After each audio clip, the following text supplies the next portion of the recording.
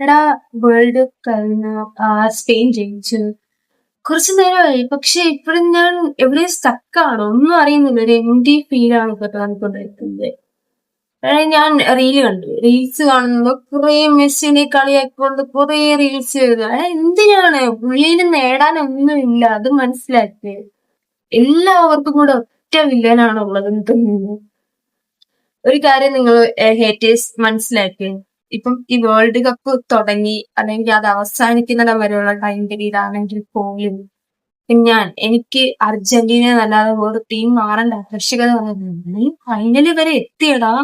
അതുപോലെ എത്താതെ ഇങ്ങനെ ടീം മാറി മാറി കളിച്ച് വരുന്നവരാണ് ഇങ്ങനെ കിടന്ന് ഈ മെസ്സി പെസ്സി അത് ഇതാ കരയുന്നത്. കൈമോൾ ഇപ്പൊ പറയാൻ വന്ന ഹേറ്റില്ല, ആരോട് ഹേറ്റില്ല. ഞാൻ മെസ്സി ഫാനാണ്. പക്ഷെ ഈ വേൾഡ് കപ്പ് നെയ്മറോ അല്ലെങ്കിൽ CR7 എടുക്കണം എന്ന് എനിക്ക് ആഗ്രഹം ഉണ്ടായിരുന്നു. കാരണം 3 പേര് ലെജൻസ് ആണ്. നമ്മൾ ചുമ്മാ അങ്ങോട്ടും ഇങ്ങോട്ടും ഹേറ്റുപെടുത്തി എന്തിനാ കളിയാക്കുന്ന ആ മനുഷ്യനെ?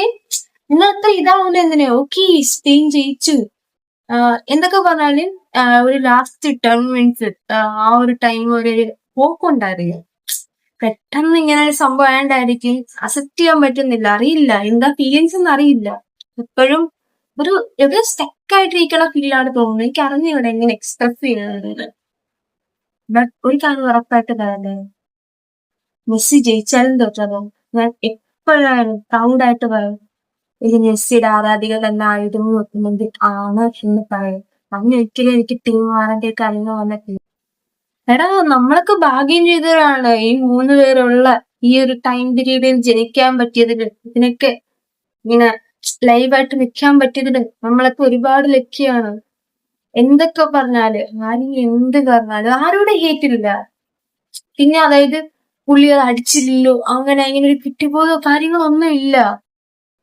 എടാ, ഞാനെങ്കിൽ കടുത്ത ഫുട്ബോൾ ആരാധികയാണ്. അങ്ങനൊന്നുമില്ല. ഇന്ന് ഈ വേൾഡ് കപ്പ് കാണുന്നുണ്ടെങ്കിൽ പോലും അതിനൊറ്റ റീസണേ ഉള്ളൂ, മെസ്സി. പുള്ളി കാരണമാണ് ഫുട്ബോളിനോട് ഇഷ്ടം തോന്നിയത്. അതിലൊരു കൗതുകം തോന്നി. Thank you everything.